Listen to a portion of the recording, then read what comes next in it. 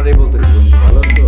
ও বুঝতে পেরেছি ভাই, আপনি কিছু খাইবেন চাইনা দিয়ে আমাদের লজ্জার কথা কি বলবো, আমার না খুব ইস্যু পাইছে, একটু বাথরুমে যাওয়া দরকার। তুমি কি দুইটা খুলে দাও, আমি বাথরুমে যাবো।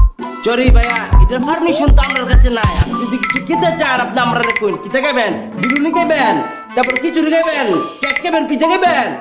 দূরে করতে পারতাম না।